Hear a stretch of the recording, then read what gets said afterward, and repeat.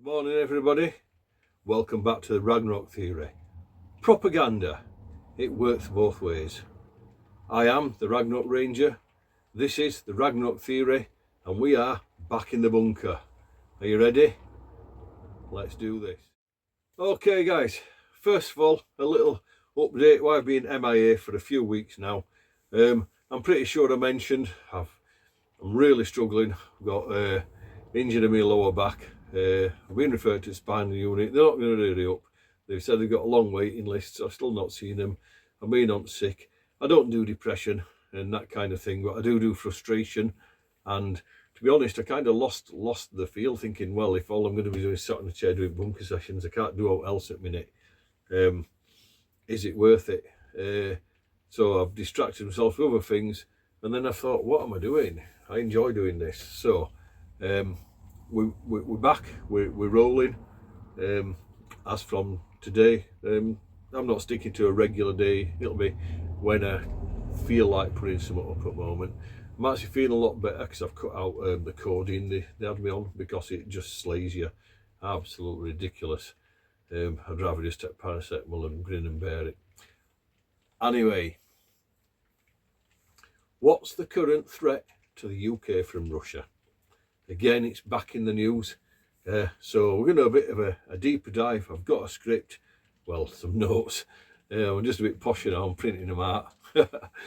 Okay, so I'm going to run to that, try and stay on track for you. Otherwise, you know me, it'll go blah, blah, blah, blah, blah. And it'll be another hour-long epic. So what is the threat to the UK from Russia? Why are we under threat from Russia in the first place? Right, so we've got to look at the history of not just the Ukraine conflict, because there's always been edginess between the West and the East, we know that, but the Ukrainian conflict with Russia, and then the second part of that is clearly the UK have been and are still arming Russia's enemy. They're not part of NATO, Ukraine, so why are we doing it? Get into that in a minute. Possibilities, right? The other thing is, it's like, to attack the UK is like an easy option, but strategically it kind of cuts Europe and America off, from any major conflict, because if they want to stop that happening, they could go nuclear. Now, this is what people's always worried about. Putin, would he use a nuclear missile? And if you back someone into a corner and they feel they've got nowhere to go, who knows? The pride of these people is ridiculous, isn't it? Anyway, this is my theory. You can love me or hate me for it. I don't give a poop about that, right? Because after 6 years serving in Royal Engineers, I know a little bit about war, okay? Right, so did the West lead Russia into a trap over Ukraine? Tell you what I mean by that.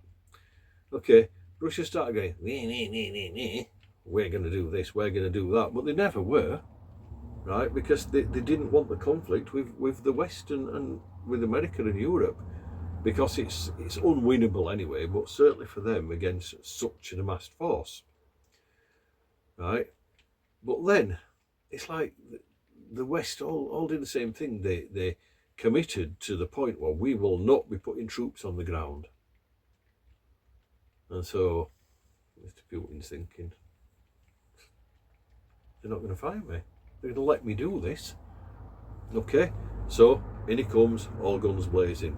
And initially, obviously having massive success, Ukraine are completely unprepared and just didn't have the resource and the skill sets at that point in time to initially halt this Russian advance, and it just seemed like it were going to go on.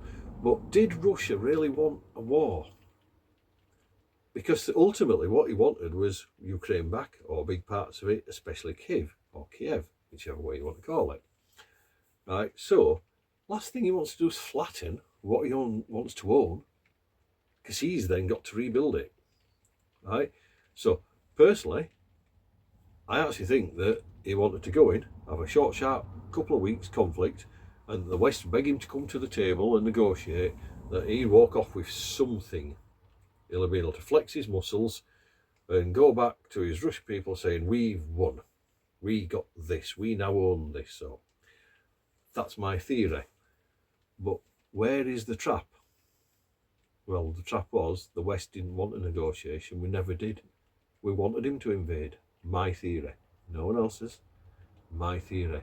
Let him invade, and then he's stuck. He can't backtrack because he'll just lose all credibility out in Russia, right? So now he's stuck in a war, right? And this war, as you've seen, has gone on and on and on, right? So there was no benefit to us or any of the Western nations having negotiated ceasefire in Ukraine. Let's get hold of the little puppet, Zelensky, whatever he's called, and get him to march in line to what we want, right? Because he never gets what he asks for, he gets what we give, right? He's just a puppet. He's not a politician. He's a failed boxer and a bad comedian, as far as I've heard about it. You know what I mean? So it's just like, he's just a face, right? A propaganda face, okay? Because you've got to make all the Ukrainian people and all the people in the West believe it's worth keeping going. And for the Ukrainians, maybe it is. Now they've lost so much, maybe it isn't worth giving up. But what a wave, like 5 years deep. The Second World War only went on 5 years. Where does it end? Anyway, by arming Ukraine and by special forces sneaking about in there, helping, training, like giving them weapons all along, just initially we were pretending we weren't, okay? And then we started bringing people over here and training them here and sending them back to the front line, right? And I know for a fact we've got soldiers watching certain parts of things. I know people who are serving, right? So it's like the war was prolonged to keep Russia in this catch-22 situation that he finds him in. Can't pull out or look weak and defeated, but the heavy losses incurred during missile strikes include inside Russia itself. So it's not just the front line, because Russians are bombing Ukraine, the Ukrainians are now bombing inside Russia, right? But, you know, at the end of the day, who's giving them bombs? We are. I've had a collapse, hang on. Oh dear. And I wasn't really sure about this stand that I've got me notes on. It is a bit of it. It's an old photo stand, and it's not the best. I'll have to do something about this if I'm going to run this way, because it's knocked me light all over. Because I'm having to uplight it to be able to read it as well. So anyway, Russia totally understands what has happened. Yeah, but they understood it too late and fell straight into this trap. They never considered that that's what was going to happen. They were just thought, no one wants this war, so we'll get a negotiated settlement. But we're never gonna. Remember, every day, a lot of young, innocent Ukrainian men are dying, and innocent Ukrainian people, civilians.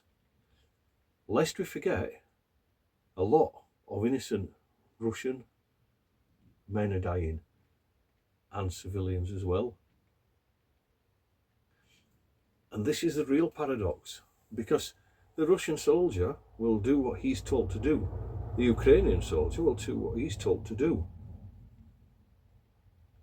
The British Army, they will do what they're told to do.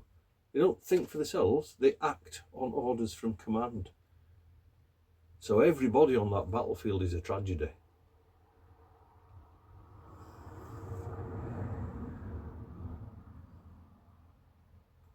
All we can do is watch.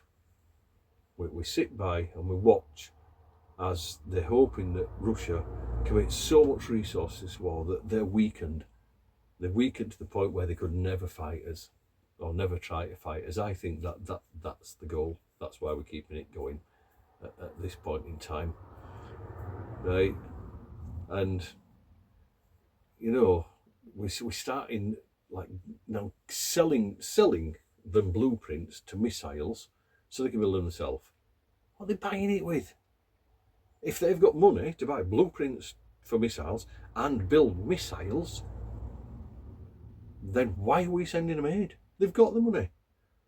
Or have they? See, this is it. Russia wants to own Ukraine, but so does the West. They want it as part of their frontline defence, but not in NATO. But by making it financially crippled and in debt to us, because they owe us so much, not just UK, right? That little puppet will dance to any string he's told, any tune he's told, right? Because if the war was to end, all of a sudden you are going to need a massive infrastructure rebuild. And Russia aren't going to do that if they've lost. And Ukraine aren't going to do that because they've got no money. We're going to foot the bill.